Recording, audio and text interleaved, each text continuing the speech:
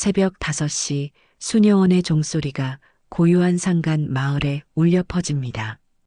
은주는 다른 수녀들과 함께 기도실로 향하며 하루를 시작했죠. 20년 가까이 이곳에서 지낸 그녀에게 이 평온함은 삶의 전부였습니다.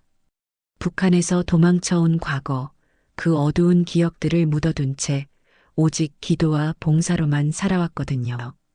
수녀원은 산 중턱에 자리 잡고 있었어요. 아래로는 작은 마을이 내려다 보이고 위로는 푸른 하늘이 펼쳐져 있었습니다. 은주는 이 평화로운 풍경을 바라보며 늘 감사의 기도를 올렸어요. 지옥 같았던 과거에서 벗어나 이런 천국 같은 곳에서 살 수 있다는 것이 기적 같았거든요. 아침 기도가 끝난 후 은주는 홀로 성당에 남아 묵상에 잠겼습니다. 십자가상을 바라보며 오늘도 평화로운 하루가 되기를 기도했죠. 그녀의 얼굴에는 깊은 평온함이 깃들어 있었어요. 하지만 그 평온함 뒤에는 여전히 감춰진 상처들이 있었습니다. 은주의 과거는 복잡했습니다. 북한에서 태어나 어려서부터 특수부대 훈련을 받았어요. 뛰어난 능력으로 동료들 사이에서도 인정받는 전사였죠. 하지만 어느 날 동료들의 배신으로 생사의 기로에 서게 되었고 목숨을 걸고 탈출해야 했습니다. 그 과정에서 많은 것을 잃었어요. 동료들, 사랑하는 사람, 그리고 자신의 정체성까지 말입니다. 한국에 도착한 후에도 힘든 시간이 계속되었어요. 적응하기 어려운 새로운 환경, 편견 어린 시선들, 그리고 무엇보다 과거의 트라우마가 그녀를 괴롭혔습니다. 밤마다 악몽에 시달렸고 사람들을 믿기 어려웠어요. 그런 그녀에게 희망을 준 것이 바로 이 수녀원이었습니다. 우연히 찾아온 이곳에서 따뜻한 환대를 받았고 점차 마음의 평화를 찾아갔어요. 종교를 믿지 않던 그녀였지만 수녀들의 무조건적인 사랑과 용서를 경험하며 새로운 삶의 의미를 발견했습니다. 하지만 오늘 아침은 달랐습니다. 성당 입구 쪽에서 들려오는 거친 목소리들이 평화로운 기도 시간을 깨뜨렸죠. 은주는 눈썹을 살짝 찌푸리며 창문 너머를 바라봅니다. 커다란 검은 색 벤츠 한 대가 성당 앞마당에 멈춰 서 있고 5명의 남자들이 담배를 피우며 서 있었어요. 그들의 복장부터가 심상치 않았습니다. 값비싼 정장을 입고 있었지만 어딘지 위압적인 분위기를 풍겼어요. 목에는 굵은 금목걸이를 걸고 손목에는 화려한 시계를 차고 있었습니다. 무엇보다 그들의 표정과 몸짓에서 폭력의 냄새가 났어요. 야, 이런 데서도 돈은 나오겠지? 그들 중 한 명이 말했습니다. 당연하지. 신도들 헌금이 얼마나 많은데. 다른 이가 비웃으며 답했어요. 게다가 여기 수녀들 얼마나 순진한데. 쉬운 상대야. 그들의 대화가 성당 안까지 들려왔습니다. 은주의 표정이 점점 굳어졌죠. 20년 전 북한에서 들었던 그런 목소리들, 권력으로 약자를 짓밟는 자들의 목소리와 똑같았거든요. 강자가 약자를 우롱하는 그 비열한 웃음소리까지 말입니다. 은주의 마음속에서 오래 묻어두었던 기억들이 서서히 고개를 들기 시작했어요. 북한에서 겪었던 각종 폭력들, 권력자들의 횡포, 그리고 무력한 사람들의 절규가 떠올랐습니다. 그 기억들이 현재와 겹치면서 그녀의 가슴 속에서 무언가가 끓어오르기 시작했어요. 다른 수녀들도 불안해하기 시작했습니다.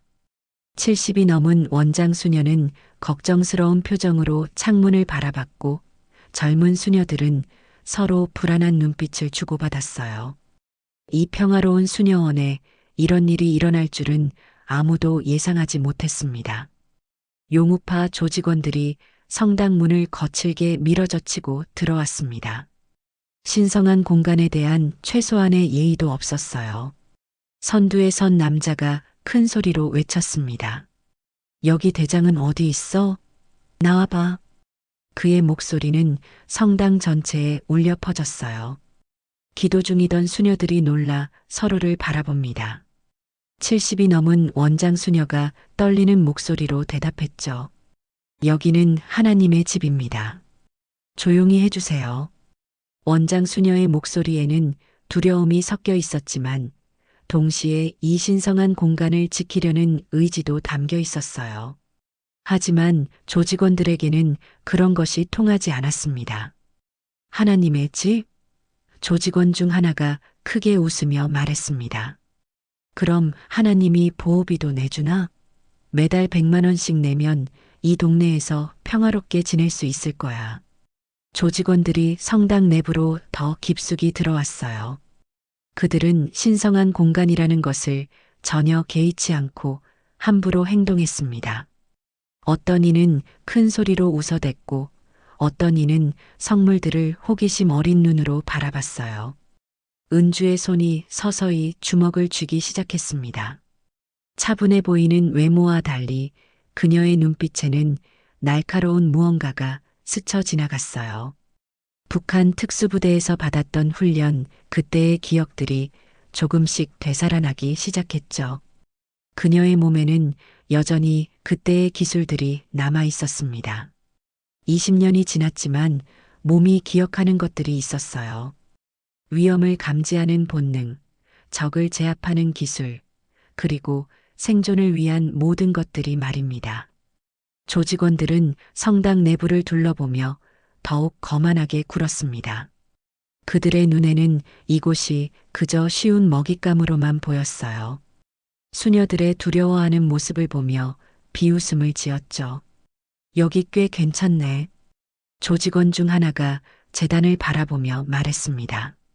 금으로 만든 건 아니겠지만 그래도 값어치는 있어 보여. 야, 김철수. 저기 성모상 좀 봐. 저것도 돈이 될 것 같은데? 다른 조직원이 가리키며 말했어요. 김철수라고 불린 남자가 선두에 서 있었습니다. 40대 초반으로 보이는 그는 용우파에서도 악명 높은 인물이었어요. 폭력을 서슴지 않는 성격으로 이 동네 상인들을 괴롭혀온 장본인이었죠. 은주는 그들의 대화를 들으며 분노가 치밀어 오르는 것을 느꼈습니다. 하지만 동시에 자신을 진정시키려 노력했어요. 20년간 수행해온 기도와 명상이 그녀의 마음을 가라앉히려 했지만 과거의 기억들이 그것을 방해했습니다. 북한에서의 마지막 날밤이 떠올랐어요. 동료들의 배신으로 포위된 상황에서 느꼈던 그 절망감과 분노가 다시 살아났습니다. 그때도 이렇게 약자를 괴롭히는 자들이 있었어요. 권력을 이용해 무고한 사람들을 짓밟는 비겁한 자들이 말입니다. 수녀님들, 무서워하지 마세요. 철수가 가짜 친절한 목소리로 말했습니다. 우리는 나쁜 사람들이 아니에요. 그냥 이 동네 평화를 지키는 일을 하는 사람들이죠. 원장 수녀가 떨리는 목소리로 대답했어요. 저희는 아무것도 한 게 없는데요. 아무것도 안 했다고요? 철수가 비웃었습니다. 그게 문제라는 걸 모르시나 봐요. 이 동네에서 장사하려면 우리에게 인사를 해야 하는 거예요.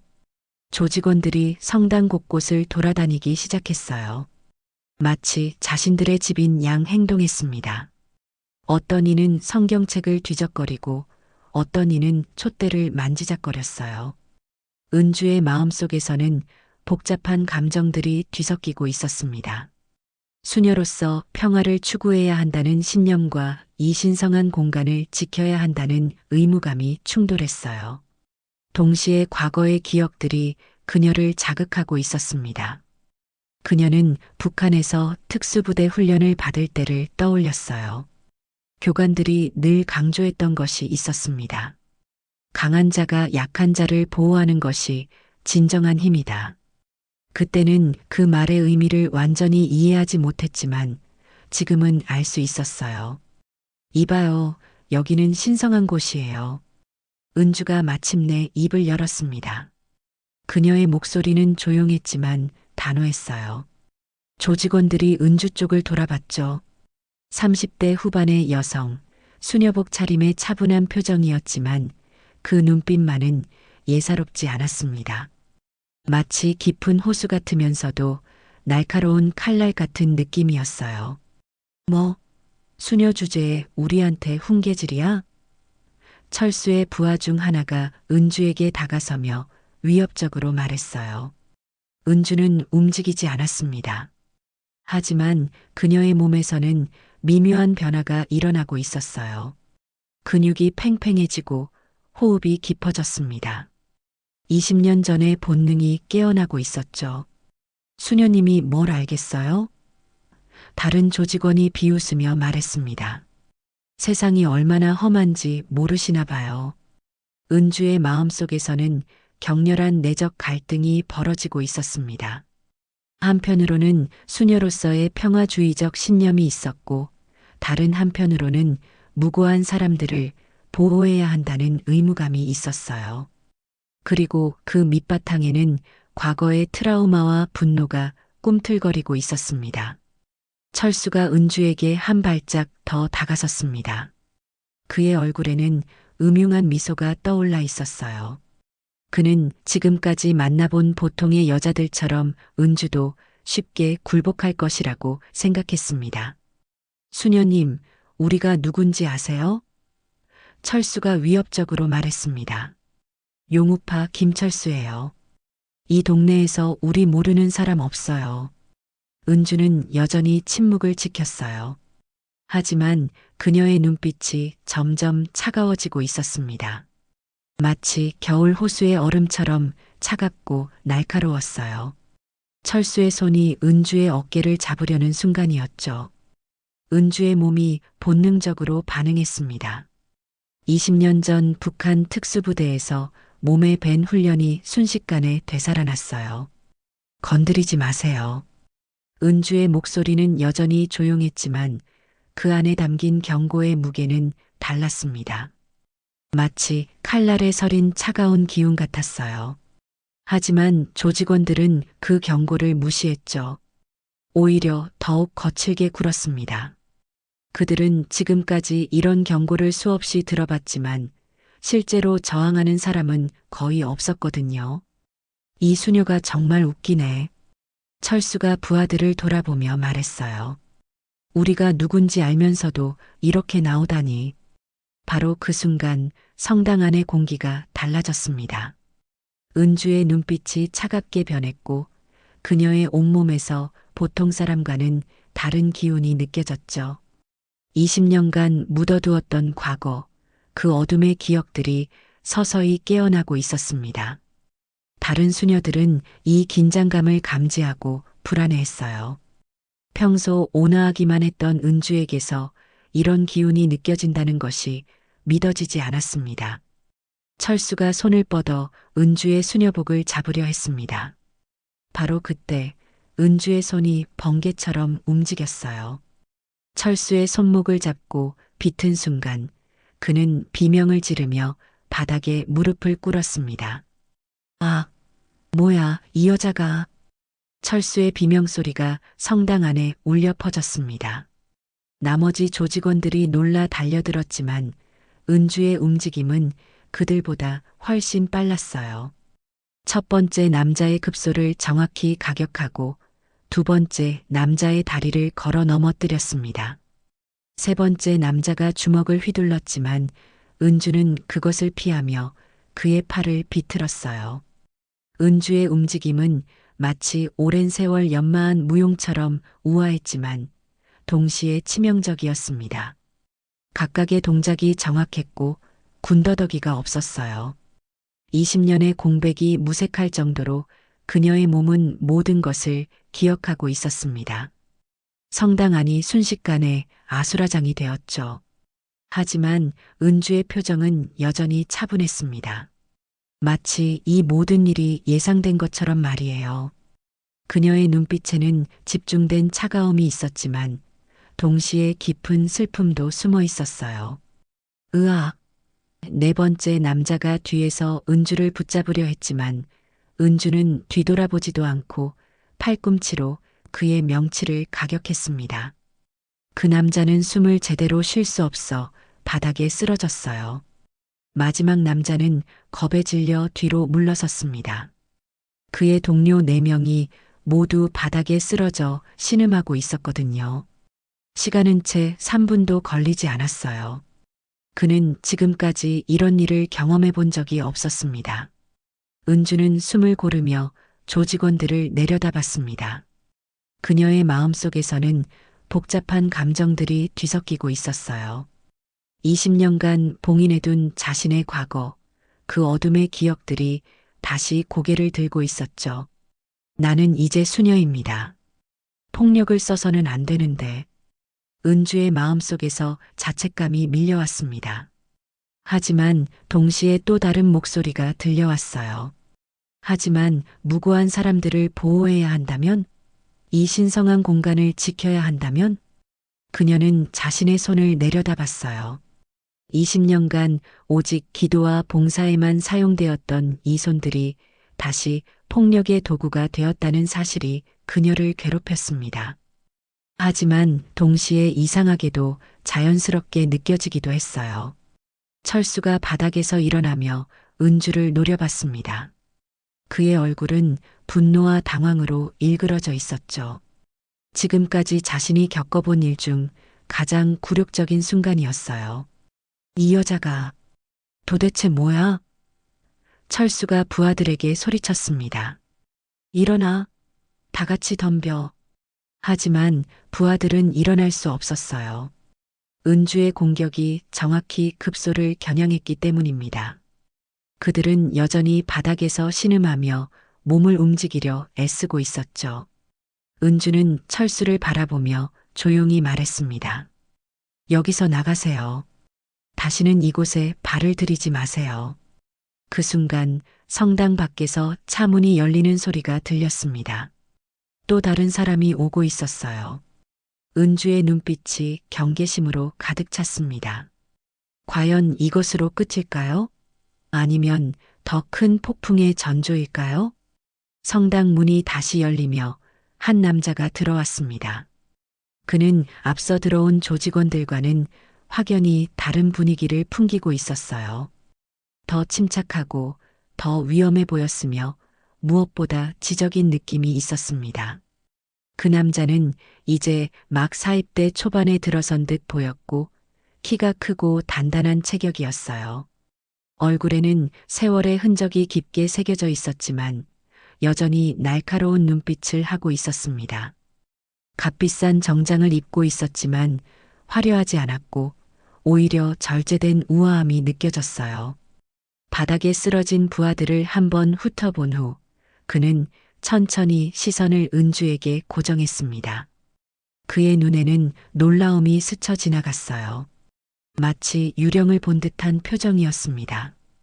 은주가 그 남자를 본 순간 그녀의 얼굴에도 충격이 스쳐 지나갔습니다. 심장이 급격히 뛰기 시작했고 다리가 후들거렸어요. 20년 전 기억 속의 누군가와 너무도 닮아 있었거든요. 아니, 닮은 게 아니라 바로 그 사람이었습니다. 민호. 은주의 입에서 작은 속삭임이 새어나왔습니다. 목소리가 떨리고 있었어요. 그 남자, 민호도 은주를 알아본 듯 했어요. 그의 눈이 미세하게 흔들렸습니다. 20년이라는 긴 세월이 흘렀지만 서로를 알아보는 데는 한순간이면 충분했죠. 시간이 멈춘 것 같았어요. 설마, 은주야? 민호의 목소리에는 믿을 수 없다는 감정이 묻어 있었습니다. 그의 목소리도 떨리고 있었어요. 성당 안의 공기가 급격히 무거워졌어요. 바닥에 쓰러진 조직원들조차 이 순간의 긴장감을 느끼고 숨을 죽였습니다. 다른 수녀들은 상황을 이해하지 못한 채 서로를 바라보고 있었죠. 무언가 중대한 일이 일어나고 있다는 것은 알 수 있었지만 그것이 무엇인지는 알 수 없었어요. 은주의 마음속에서는 폭풍이 일고 있었습니다. 20년 전 북한에서의 기억들이 홍수처럼 밀려왔어요. 함께 특수부대 훈련을 받던 시절, 서로를 의지하며 살아남았던 그 험난한 나날들, 그리고 마지막 밤의 아픈 기억까지 모든 것이 생생하게 되살아났습니다. 민호와 은주는 단순한 동료가 아니었어요. 그들은 생사를 함께한 전우였고 서로의 마음을 이해하는 소울메이트였으며 무엇보다 깊은 사랑을 나누었던 연인이었습니다. 하지만 그 모든 것이 하룻밤 사이에 무너져 버렸죠. 정말 너구나. 민호가 한 걸음 앞으로 나왔습니다. 살아있었구나. 그의 목소리에는 안도감과 기쁨, 그리고 말할 수 없는 그리움이 섞여 있었어요. 20년간 그는 은주가 죽었다고 생각하고 살아왔거든요. 그 죄책감과 후회가 그의 삶을 지배해 왔습니다. 당신도 마찬가지네요. 은주의 목소리는 떨리고 있었지만 여전히 차분함을 잃지 않으려 애쓰고 있었어요. 하지만 그녀의 눈가에는 눈물이 맺히기 시작했습니다. 민호는 은주의 수녀복 차림을 위아래로 훑어봤습니다. 그의 표정에는 복잡한 감정들이 교차하고 있었죠. 놀라움, 당황, 그리고 말할 수 없는 그리움까지. 그가 기억하는 은주는 차가운 전사였는데 지금 앞에 서 있는 것은 평화로운 수녀였어요. 수녀가 되었구나. 민호가 감탄하듯 말했습니다. 그때 그렇게 신을 믿지 않던 내가. 민호의 말끝이 흐려졌습니다. 20년 전 은주는 무신론자였어요. 오히려 종교를 미신이라고 비웃던 현실주의자였죠. 그런 그녀가 수녀가 되었다는 것이 믿어지지 않았습니다. 은주는 대답하지 않았어요. 대신 과거의 기억들이 마음속에서 되살아나고 있었습니다. 북한에서 함께 훈련받던 시절, 민호는 자신의 유일한 동료였어요. 그리고 그 이상의 의미를 가진 사람이기도 했죠. 처음으로 마음을 열고 사랑했던 사람이었습니다. 너희들 일어나. 민호가 바닥에 쓰러진 부하들에게 명령했습니다. 그의 목소리는 차갑고 위압적이었어요. 밖에서 기다려. 조직원들이 비틀거리며 일어나 성당 밖으로 나갔습니다. 철수는 마지막까지 은주를 노려봤지만 민호의 눈빛을 보고는 어쩔 수 없이 따라 나갔어요. 이제 성당 안에는 은주와 민호, 그리고 겁에 질린 수녀들만 남았습니다. 다른 수녀님들은 기도실로 피해 계세요. 은주가 다른 수녀들에게 말했습니다. 그녀의 목소리에는 강한 의지가 담겨 있었어요. 수녀들은 불안한 표정으로 서로를 바라봤지만 은주의 단호한 눈빛을 보고는 조용히 성당을 나갔습니다.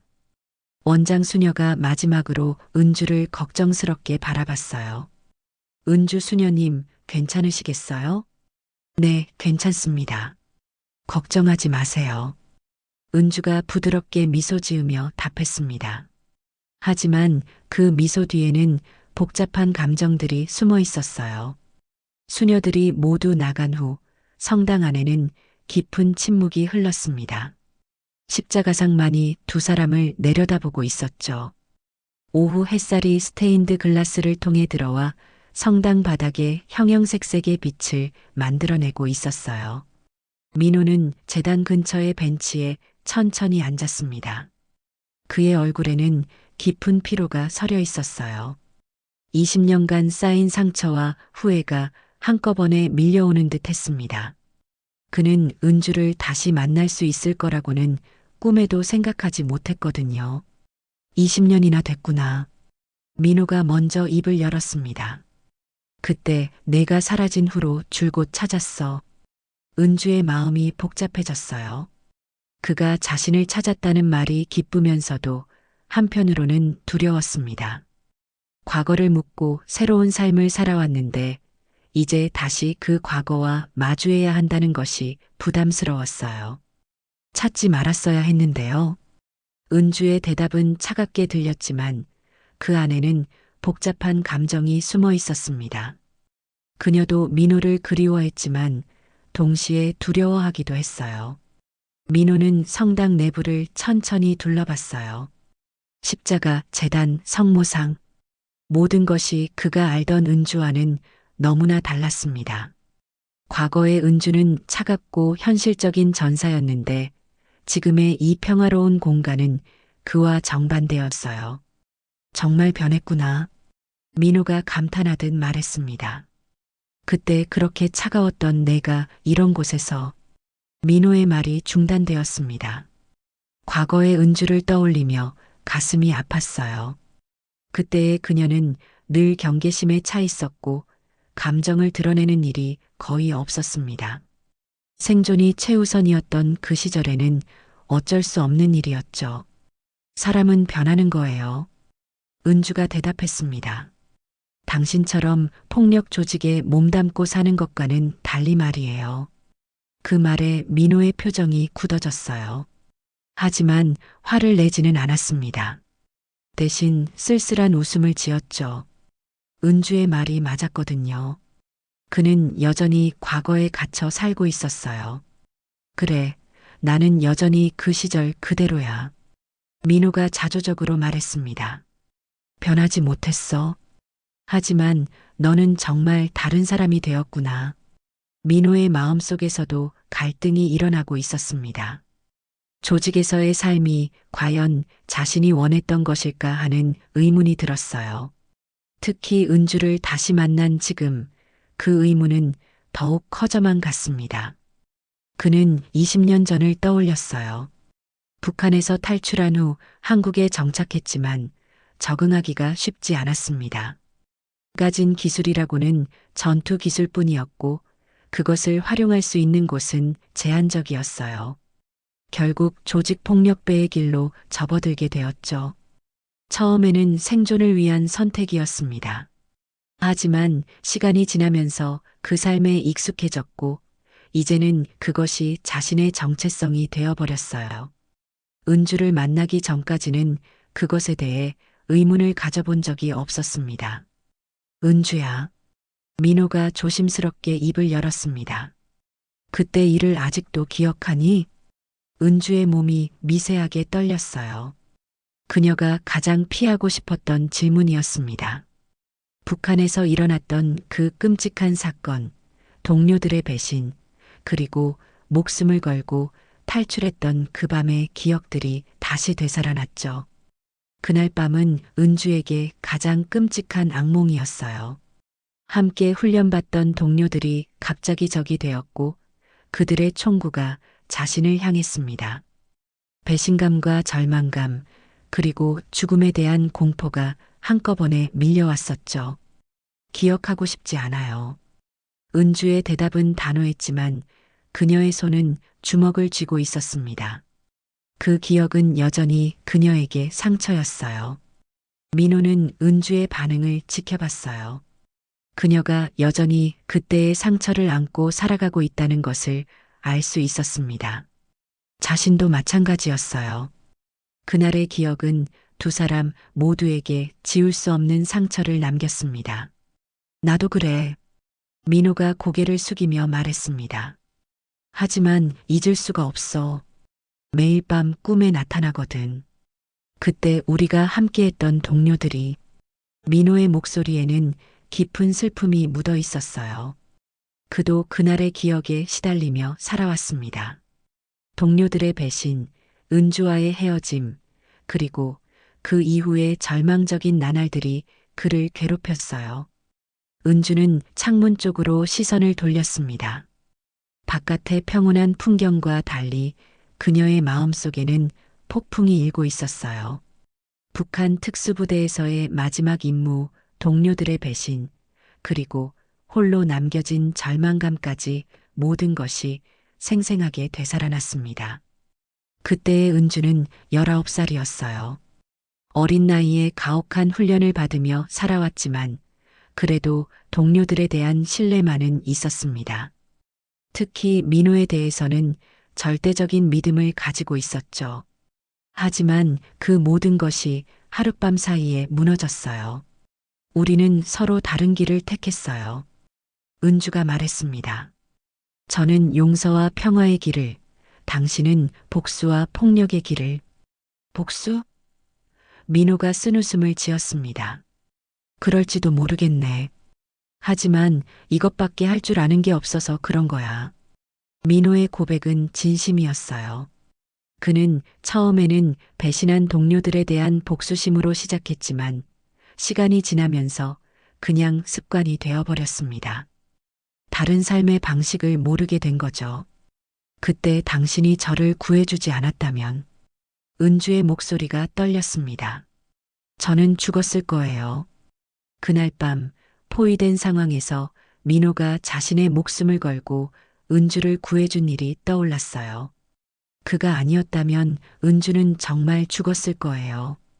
그 은혜는 20년이 지난 지금도 잊을 수 없었습니다. 그건 당연한 일이었어. 민호가 대답했지만 그의 목소리에는 더 깊은 감정이 숨어 있었습니다. 사랑하는 사람을 구하는 것은 당연한 일이었지만 그 대가는 너무 컸어요. 은주는 그때의 기억을 떠올렸어요. 동료들의 배신으로 포위된 상황에서 민호가 자신의 목숨을 걸고 구해준 일을, 그리고 그 이후 서로 다른 길로 헤어질 수밖에 없었던 아픈 기억들을. 그때 민호는 자신을 먼저 탈출시키고 홀로 남아 시간을 벌어주었어요. 저는 그때 맹세했어요. 은주가 조용히 말했습니다. 다시는 폭력을 쓰지 않겠다고. 하지만 오늘 그녀의 목소리에는 자책감이 묻어 있었어요. 20년간 지켜온 신념이 한순간에 무너진 것 같았습니다. 수녀로서의 정체성과 과거의 자신 사이에서 혼란스러웠어요. 오늘은 어쩔 수 없었잖아. 민호가 은주를 위로하듯 말했습니다. 무고한 사람들을 보호하기 위해서였으니까. 하지만 은주의 마음은 여전히 무거웠어요. 20년간 쌓아온 평화로운 삶이 한순간에 무너지는 것 같았습니다. 동시에 민호를 다시 만났다는 사실이 그녀의 마음을 더욱 복잡하게 만들었죠. 민호 역시 내적 갈등에 휩싸여 있었습니다. 조직의 보스로서 해야 할 일과 은주에 대한 감정 사이에서 갈등하고 있었어요. 부하들은 밖에서 기다리고 있고 조직에서는 결과를 요구할 텐데 과연 은주에게 어떻게 해야 할지 알 수 없었습니다. 그때 성당 밖에서 들려오는 소음이 점점 커졌습니다. 부하들의 목소리에 섞여 다른 사람들의 목소리도 들려왔어요. 민호의 표정이 급격히 굳어졌습니다. 뭔가 예상하지 못한 일이 벌어지고 있었어요. 뭔가 이상해.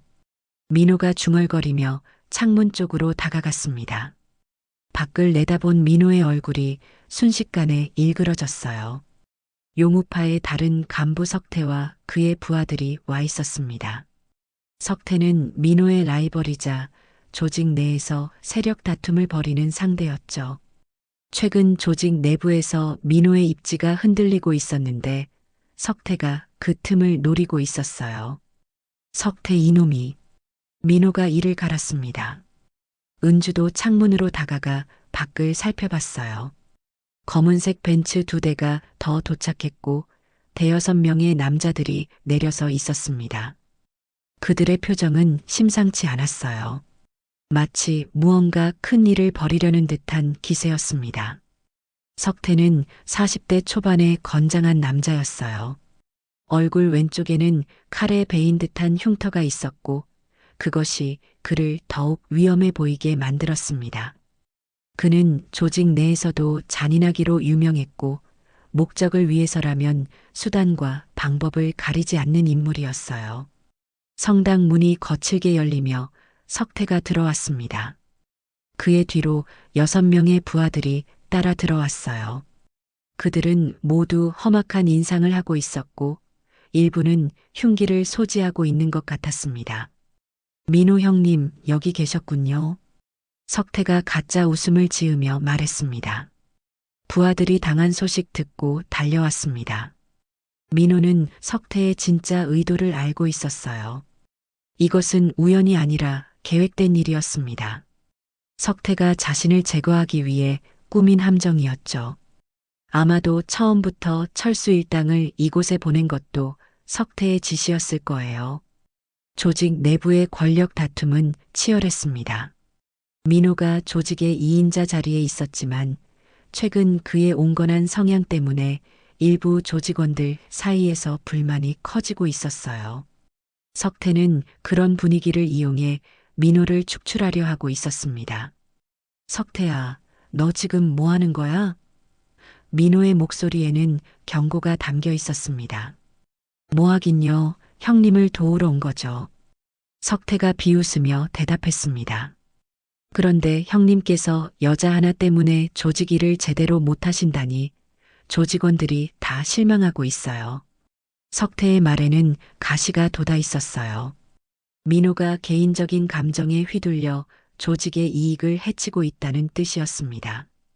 이는 조직 내에서 민호의 권위에 직접적인 도전이었어요.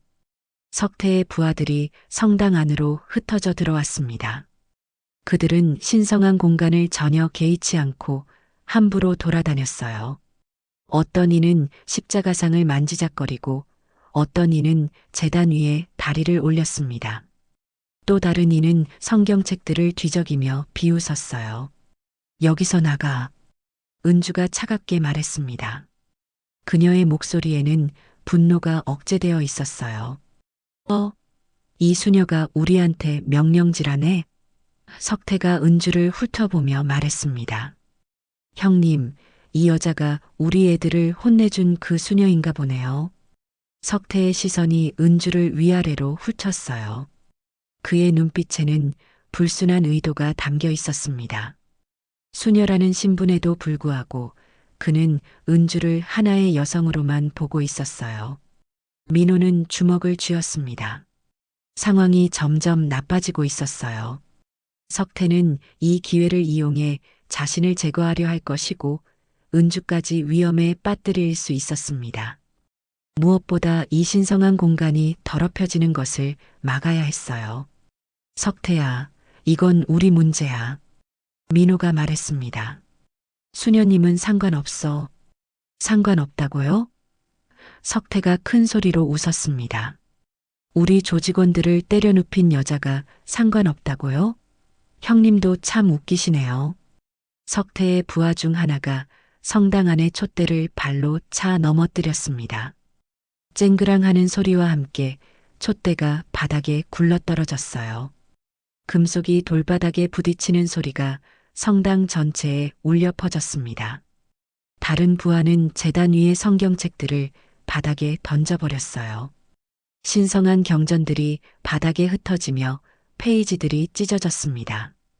또 다른 부하는 성모상 앞에 촛불을 끄며 비웃었어요. 은주의 눈빛이 차갑게 변했습니다. 이 신성한 공간을 모독하는 행위를 더 이상 참을 수 없었어요. 그녀의 몸에서 살기가 느껴지기 시작했습니다. 20년간 억눌러온 분노가 서서히 끓어오르고 있었어요. 그만하세요. 은주의 목소리는 낮았지만 위협적이었습니다. 마치 폭풍 전의 고요함 같았어요. 뭐, 수녀 주제에 우리한테 위협해? 석태의 부하 중 하나가 은주에게 다가왔습니다. 그의 손에는 흉기가 들려 있었어요. 그 순간 민호가 앞으로 나섰어요. 석태야, 그만해. 이건 조직 내부 문제야. 맞아요. 조직 내부 문제죠.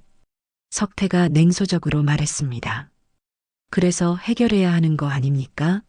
형님이 개인 감정 때문에 조직 일을 소홀히 하시면 안 되죠. 석태가 손을 들어 신호를 보내자 그의 부하들이 일제히 움직였습니다. 어떤 이는 민호를 향해, 어떤 이는 은주를 향해 다가왔어요. 성당 안의 평화는 완전히 깨져버렸습니다. 신성한 공간이 폭력과 배신의 무대로 변해버린 것이죠. 십자가상만이 이 모든 상황을 조용히 지켜보고 있었습니다. 마치 인간의 어리석음을 안타까워하는 듯한 표정으로 말이에요. 은주는 마음의 결정을 내렸어요. 더 이상 참을 수 없었습니다. 이 신성한 공간을 지키기 위해서, 그리고 민호를 보호하기 위해서라면 다시 한번 싸워야 했습니다.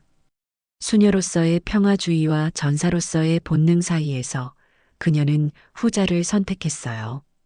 폭력이 시작되는 순간 은주와 민호의 시선이 마주쳤습니다. 그 짧은 순간 속에서 20년 전의 기억들이 스쳐 지나갔어요. 북한에서 함께 등을 맡기고 싸웠던 그 시절, 서로만을 믿고 의지했던 그날들이 생생하게 되살아났습니다. 그때의 기억이 너무나 선명했어요. 혹독한 훈련을 함께 견뎌내며 서로를 격려했던 날들, 생사를 오가는 임무에서 서로를 지켜주었던 순간들, 그리고 어느 순간부터 동료 이상의 감정을 느끼게 되었던 그 미묘한 변화까지 모든 것이 말입니다. 석태의 부하 2명이 민호에게 달려들었습니다. 민호는 능숙하게 그들을 막아냈지만 상대가 너무 많았어요. 그는 20년간 조직 생활을 하면서 실력을 유지해왔지만 한 번에 여러 명을 상대하기에는 벅찼습니다. 동시에 다른 3명이 은주를 포위했습니다. 그들은 은주를 우습게 보고 있었어요. 아무리 앞서 철수 일당을 제압했다고 해도 소수를 상대한 것과 조직적으로 움직이는 다수를 상대하는 것은 다른 문제라고 생각했거든요. 수녀님, 조용히 계시면 다치지 않을 거예요. 석태의 부하 중 하나가 비웃으며 말했습니다. 그의 손에는 둔기가 들려 있었어요. 은주의 답은 행동으로 나왔어요. 그녀는 순식간에 움직여 첫 번째 공격자의 손목을 잡고 비틀었습니다. 북한 특수부대에서 익힌 관절기가 정확하게 들어갔죠. 상대방의 비명소리와 함께 둔기가 바닥에 떨어졌어요. 민호는 은주의 움직임을 보며 놀랐습니다. 20년이 지났지만 그녀의 실력은 전혀 녹슬지 않았어요. 오히려 더욱 정교해진 것 같았습니다. 과거의 거친 힘보다는 효율적이고 절제된 기술로 발전해 있었어요. 역시 내가 아는 그 은주야. 민호가 속으로 생각했습니다. 하지만 곧 복잡한 감정이 밀려왔어요. 수녀가 된 은주가 다시 폭력을 쓰는 모습을 보는 것이 마음 아팠습니다. 그녀가 20년간 쌓아온 평화로운 삶이 자신 때문에 무너지고 있는 것은 아닐까 하는 죄책감도 들었죠. 은주 역시 마음이 복잡했습니다. 폭력을 쓰지 않겠다고 다짐했지만 민호가 위험에 처한 상황에서 가만히 있을 수 없었어요. 그에 대한 감정이 여전히 마음 깊은 곳에 남아있다는 것을 부인할 수 없었습니다. 두 번째 공격자가 은주의 뒤에서 덤벼들었지만 그녀는 마치 뒤에 눈이 있는 것처럼 정확히 피했어요. 동시에 발차기로 상대방의 무릎을 가격했습니다. 상대방이 균형을 잃고 넘어지는 순간 은주는 세 번째 공격자를 향해 몸을 돌렸어요. 민호도 필사적으로 저항하고 있었지만 상황이 불리했습니다. 석태의 부하들은 조직적으로 움직였고 민호를 완전히 제압하려 하고 있었어요. 그중 한 명이 흉기를 꺼내 들었습니다. 으악! 석태의 부하 하나가 은주의 정확한 타격에 맞아 벽에 부딪혔습니다. 그는 그대로 의식을 잃고 쓰러졌어요. 이 여자가 석태가 분노하며 직접 나섰습니다. 그의 손에는 날카로운 단검이 들려 있었어요. 칼날이 성당의 촛불에 반사되어 불길하게 빛났습니다. 민호가 그것을 보고 급히 소리쳤습니다. 은주야, 조심해. 바로 그 순간 시간이 멈춘 것 같았습니다. 민호의 절박한 목소리, 석태의 흉기, 그리고 은주의 놀란 표정이 한 장면에 담겼어요. 20년 전에도 이런 순간이 있었습니다. 위험에 처한 은주를 구하기 위해 민호가 목숨을 걸었던 그때 말이죠. 그때의 기억이 생생하게 되살아났어요. 북한에서의 마지막 밤, 배신한 동료들에게 포위된 상황에서 민호는 은주를 먼저 탈출시키고 자신은 홀로 남아 시간을 벌어주었습니다. 그 덕분에 은주는 살아남을 수 있었지만 두 사람은 헤어져야 했어요. 민호는 본능적으로 몸을 던져 석태의 공격을 막았습니다. 단검이 그의 팔을 스쳤고 피가 흘러나왔어요. 하지만 그는 개의치 않았습니다. 은주를 보호하는 것이 더 중요했거든요. 민호, 은주가 소리쳤습니다. 그 순간 그녀의 마음속에서 억눌렸던 감정이 폭발했어요. 20년 전 북한에서의 마지막 밤이 겹쳐 보였습니다. 동료들의 배신으로 포위된 상황에서 민호가 자신을 구하기 위해 했던 일들이, 그리고 그때 나누었던 마지막 대화가 생생하게 떠올랐어요. 은주야, 살아남아. 꼭 살아남아서 행복하게 살아. 민호도 같이 가요. 우리 함께 살아남아요. 난 안 돼. 누군가는 여기 남아서 시간을 벌어야 해. 너만이라도 살아나가야 해. 그럼 우리는 다시 만날 수 있을까요? 언젠가는. 분명히. 그때 민호가 자신을 위해 희생하려 했던 것처럼 지금도 그는 자신을 보호하려 하고 있었습니다. 20년이라는 시간이 흘렀지만 그의 마음은 변하지 않았어요. 은주의 눈에 눈물이 맺혔어요. 하지만 동시에 분노가 치밀어 올랐습니다. 석태와 그의 부하들에 대한 분노, 그리고 자신과 민호를 이런 상황에 빠뜨린 운명에 대한 분노가 말이죠. 민호도 은주의 눈물을 보며 가슴이 아팠어요. 그녀를 다시 이런 상황에 빠뜨린 것이 자신이라는 생각에 죄책감이 밀려왔습니다. 동시에 20년 전의 감정들이 되살아나고 있었어요. 석태, 은주가 차갑게 불렀습니다. 그녀의 목소리에는 살기가 느껴졌어요. 석태가 돌아봤을 때 은주의 눈빛을 보고 본능적으로 몸이 움츠러들었습니다.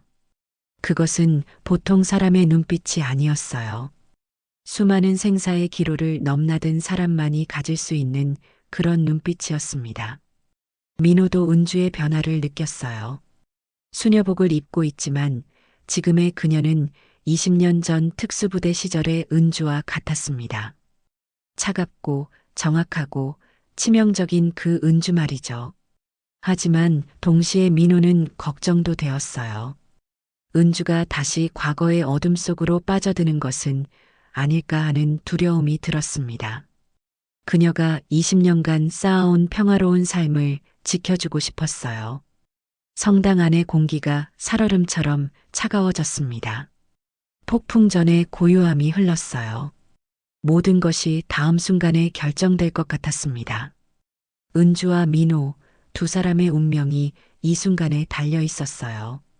은주의 마음속에서는 과거와 현재가 충돌하고 있었습니다. 수녀로서의 평화주의와 전사로서의 본능, 용서에 대한 신념과 복수에 대한 욕망이 격렬하게 맞서고 있었어요. 그리고 그 중심에는 민호에 대한 변함없는 감정이 있었습니다. 은주가 움직이기 시작했습니다. 그녀의 몸짓은 수녀라기보다는 숙련된 전사의 것이었어요. 20년간 봉인되었던 특수부대의 기억과 기술이 완전히 되살아났습니다. 하지만 이번에는 달랐어요. 과거의 거친 폭력이 아닌 절제되고 정교한 움직임이었습니다. 첫 번째 공격자가 은주에게 달려들었지만 그녀는 마치 춤을 추듯 우아하게 피했어요. 동시에 정확한 반격으로 그를 무력화시켰습니다. 상대방이 바닥에 쓰러지는 순간 은주의 마음속에서는 복잡한 감정이 일어났어요. 이것이 옳은 일일까? 그녀는 자문했습니다. 하지만 민호가 피를 흘리며 고통받는 모습을 보니 더 이상 망설일 수 없었어요. 두 번째, 세 번째 공격자들도 마찬가지였죠. 은주의 기술은 여전히 치명적이었지만 과거와는 다른 점이 있었어요. 상대방을 완전히 제압하되 생명에는 지장이 없도록 조절하고 있었습니다.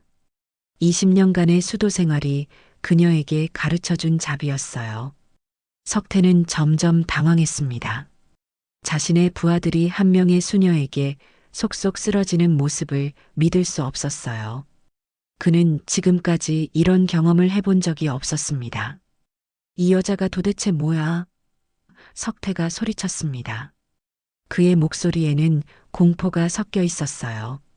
민호는 팔에 상처를 누르며 은주의 모습을 지켜봤어요. 놀라움과 동시에 깊은 아픔이 느껴졌습니다. 은주가 다시 폭력의 세계로 돌아오게 만든 것이 자신이라는 생각에 가슴이 아팠죠. 하지만 동시에 그는 은주의 변화도 느꼈어요. 과거의 그녀라면 적들을 완전히 제거했을 텐데 지금은 최소한의 힘만 사용하고 있었습니다. 20년간의 수도 생활이 그녀를 진정으로 변화시켰다는 것을 알 수 있었어요. 은주야, 그만해. 민호가 간절히 말했습니다. 이건 너답지 않아. 민호의 말에 은주의 손이 잠시 멈췄어요. 그녀는 자신이 무엇을 하고 있는지 다시 한번 생각해 봤습니다.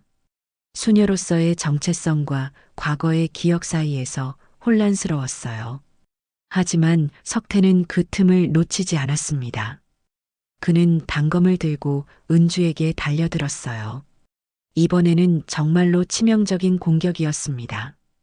은주의 손이 석태의 목을 향해 뻗어졌습니다. 그녀의 기술로는 한 번의 타격으로 석태를 무력화시킬 수 있었어요. 하지만 목에 닿기 직전에 멈췄습니다. 그녀의 눈에서 눈물이 흘러내리고 있었어요. 안 돼. 은주가 작게 중얼거렸습니다. 이건 내가 아니야.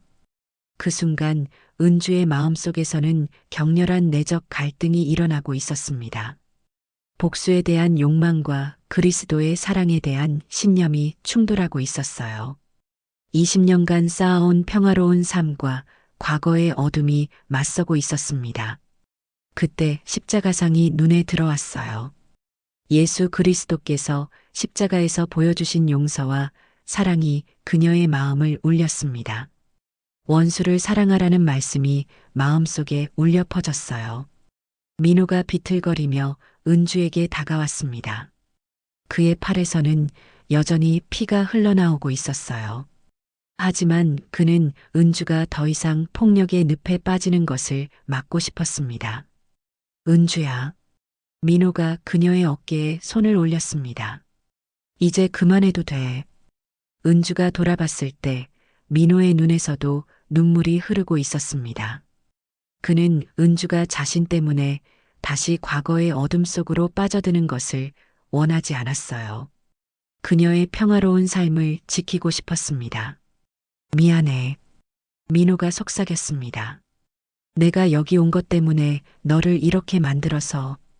그의 진심 어린 사과가 은주의 마음을 움직였어요. 민호도 고통받고 있다는 것을 알 수 있었습니다. 그는 자신만큼이나 이 상황을 원하지 않았어요. 은주는 석태에게서 손을 거두었습니다. 그리고 깊은 숨을 들이마셨어요. 마음속의 분노와 복수심을 가라앉히려 애썼습니다. 20년간 수행해온 기도와 명상이 그녀를 도왔어요. 나가세요.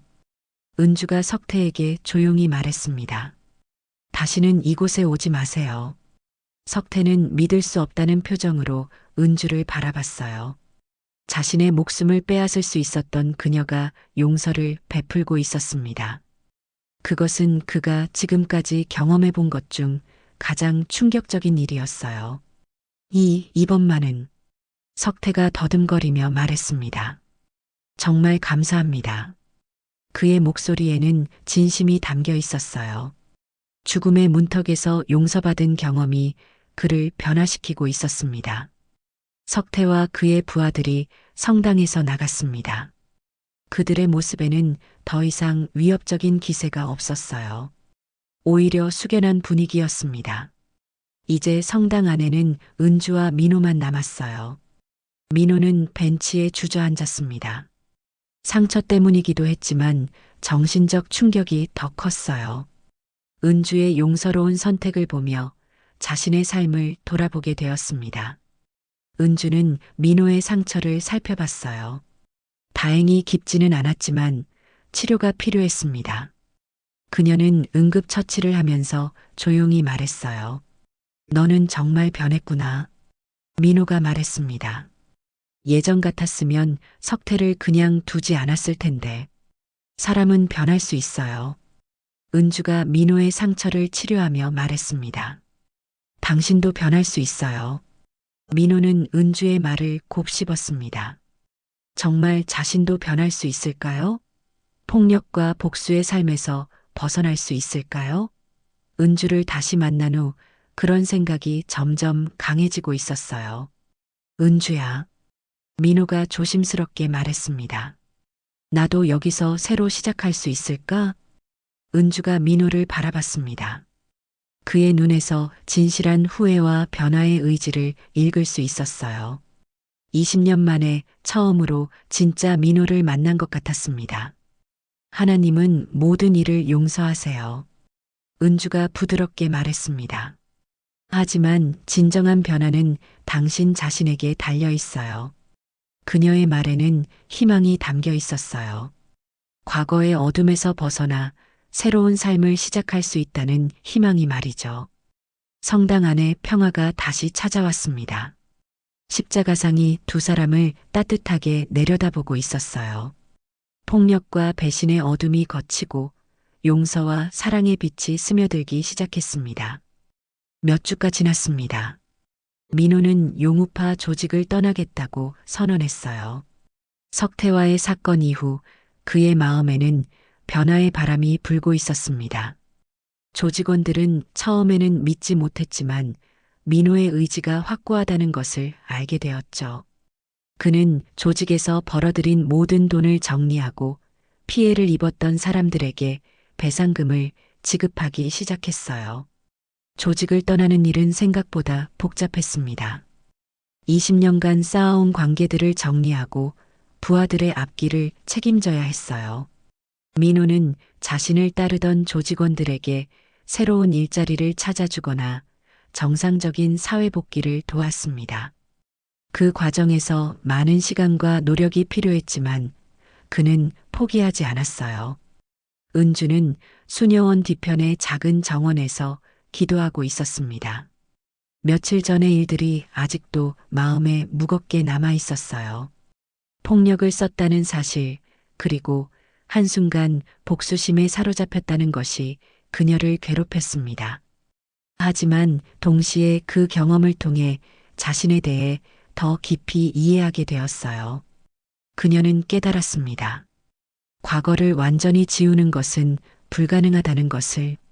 하지만 그 과거를 어떻게 받아들이고 활용하느냐가 중요하다는 것을 말이에요. 자신의 어둠을 인정하면서도 그것에 휘둘리지 않고 더 큰 사랑으로 승화시킬 수 있다는 믿음이 생겼어요. 수녀님, 뒤에서 조용한 목소리가 들려왔습니다.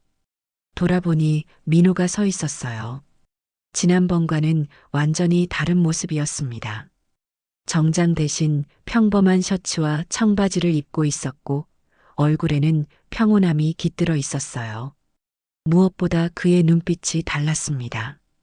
과거의 날카롭고 차가운 눈빛 대신 따뜻하고 희망에 찬 빛이 있었어요.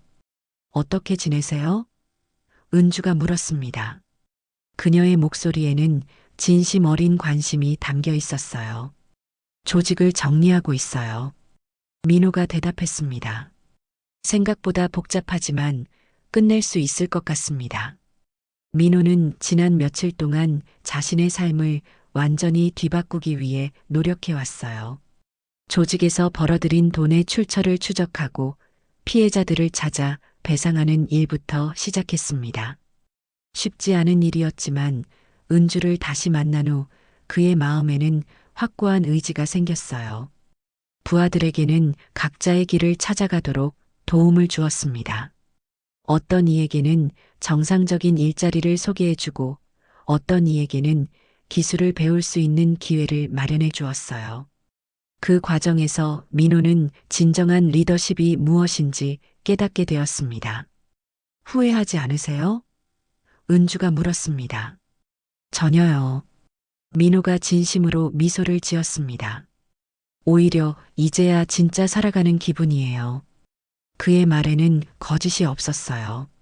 조직을 떠나면서 물질적으로는 많은 것을 잃었지만 정신적으로는 엄청난 자유를 얻었습니다. 더 이상 폭력에 의존하지 않아도 되고 양심에 어긋나는 일을 하지 않아도 되었어요. 두 사람은 정원의 벤치에 나란히 앉았습니다. 오후 햇살이 따스하게 비추고 있었고 새들의 지저김이 들려왔어요.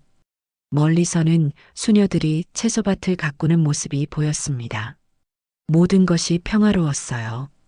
은주야, 민호가 조심스럽게 말했습니다. 20년 전 일을 사과하고 싶어? 무슨 사과를 하려는 거죠? 은주가 고개를 갸웃했습니다. 그때 너를 혼자 보낸 것. 민호의 목소리가 떨렸습니다. 함께 탈출할 수 있었는데 그날 밤의 기억이 다시 떠올랐어요. 동료들의 배신으로 포위된 상황에서 민호는 은주를 먼저 탈출시키고 자신은 남아서 시간을 벌어주었습니다. 그 덕분에 은주는 살아남을 수 있었지만 민호는 홀로 위험한 상황을 감당해야 했어요. 은주는 고개를 저었어요. 당신이 그러지 않았다면 우리 둘 다 죽었을 거예요. 당신 덕분에 저는 살아남을 수 있었고 이곳에서 새로운 삶을 찾을 수 있었어요. 은주의 말은 진심이었어요. 20년간 그녀는 민호에게 감사함을 느끼며 살아왔습니다. 그의 희생이 있었기에 지금의 평화로운 삶이 가능했거든요. 민호의 눈에서 안도의 빛이 스쳤습니다. 20년간 마음속에 담고 있던 죄책감이 조금씩 사라지는 것 같았어요. 은주의 용서와 이해가 그에게는 구원과 같았습니다. 이제 어떻게 하실 거예요? 은주가 물었습니다. 아직 확실하지는 않지만 민호가 잠시 생각했습니다. 사회복지 일을 해보려고 해요.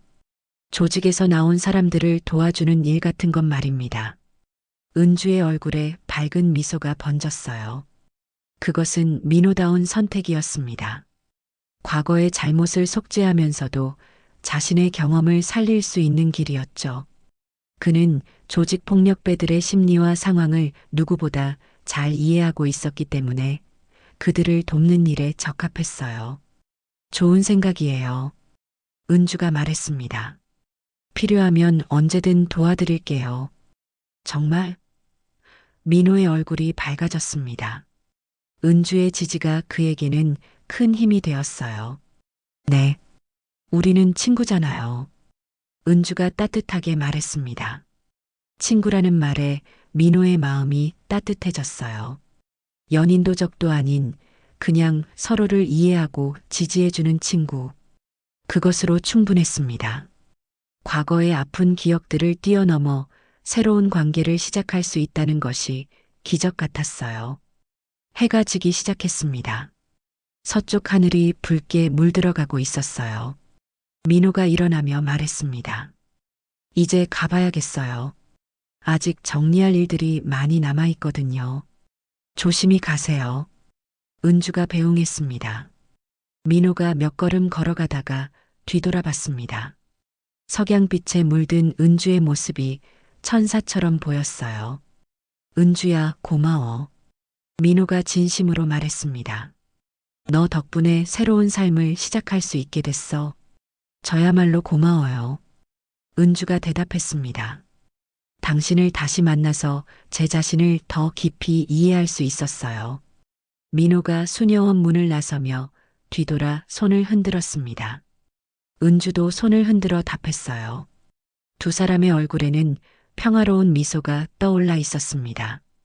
그날 밤 은주는 기도했습니다. 민호의 새로운 출발을 위해서, 그리고 자신이 앞으로도 올바른 길을 걸어갈 수 있도록 힘을 달라고 말입니다. 그녀는 이번 경험을 통해 진정한 용서와 사랑의 의미를 더 깊이 깨닫게 되었어요. 몇 달 후 은주는 신문에서 작은 기사를 보았어요. 전직 조직폭력배들을 위한 재활센터가 새로 문을 열었다는 소식이었습니다. 센터의 대표는 익명으로 되어 있었지만 은주는 그것이 민호라는 것을 확신할 수 있었어요. 기사에 따르면 그 센터는 조직을 떠나고 싶어하는 사람들에게 상담과 직업 훈련을 제공한다고 했어요. 또한 이미 조직을 떠난 사람들의 사회 적응을 돕는 프로그램도 운영하고 있었습니다.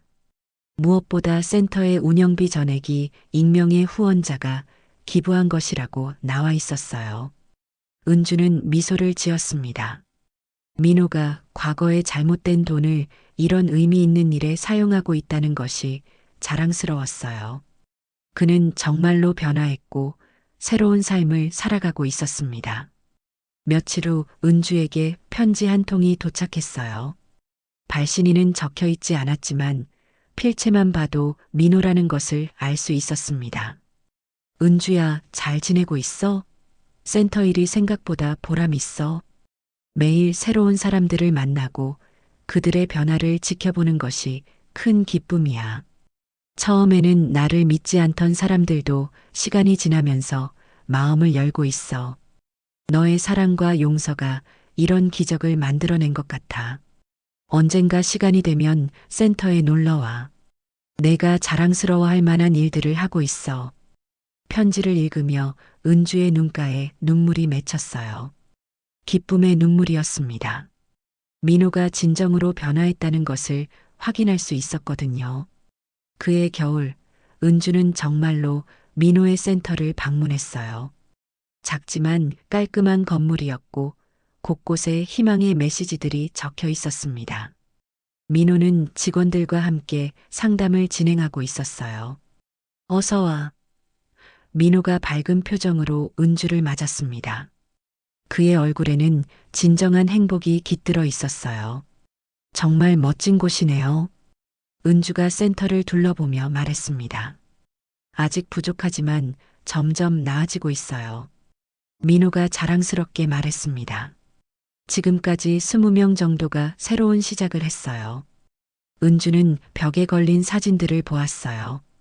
센터를 거쳐간 사람들이 새로운 직장에서 일하는 모습, 가족들과 함께 웃고 있는 모습들이었습니다. 각각의 사진마다 희망의 이야기가 담겨 있었어요. 당신이 정말 자랑스러워요. 은주가 진심으로 말했습니다. 그날 저녁 두 사람은 센터 근처의 작은 카페에서 차를 마시며 이야기를 나누었어요. 과거의 아픈 기억들도, 현재의 보람 있는 일들도, 그리고 미래의 희망들도 모든 것을 나누었습니다. 은주야, 정말 고마워. 민호가 말했습니다. 너 없었다면 이런 삶을 살 수 없었을 거야. 우리 서로 도운 거죠. 은주가 웃으며 답했습니다. 저도 당신 덕분에 많이 배웠어요. 수녀원의 종소리가 울려 퍼졌습니다. 새로운 하루가 시작되었고 새로운 희망이 피어나고 있었어요. 과거의 어둠을 딛고 새로운 빛을 향해 걸어가는 두 사람의 이야기가 계속되고 있었습니다. 서로 다른 길이지만 같은 마음으로 세상을 더 나은 곳으로 만들어가는 길이었어요. 은주는 수녀원에서 기도와 봉사로, 민호는 재활센터에서 상담과 지원으로 각자의 자리에서 사랑을 실천하고 있었습니다. 그들의 우정은 시간이 지날수록 더욱 깊어졌어요. 정기적으로 편지를 주고받으며 서로의 안부를 확인했고, 때로는 만나서 서로의 경험을 나누었습니다. 과거의 연인 관계는 더 성숙하고 아름다운 우정으로 발전했어요. 몇 년 후, 민호의 센터는 전국적으로 유명해졌고, 정부에서도 모범 사례로 인정받게 되었습니다. 은주의 수녀원도 지역사회에서 평화와 화해의 상징이 되었어요. 두 사람 모두 자신의 자리에서 세상을 변화시키는 일에 기여하고 있었습니다. 이렇게 그들의 이야기는 끝이 아닌 새로운 시작이 되었어요. 과거의 상처를 치유하고 용서와 사랑으로 새로운 미래를 만들어가는 희망의 이야기가 계속되고 있었습니다. 오늘의 이야기가 즐거우셨다면 구독, 좋아요, 알림 설정까지 부탁드립니다. 언제나 감사드립니다. 행복하세요.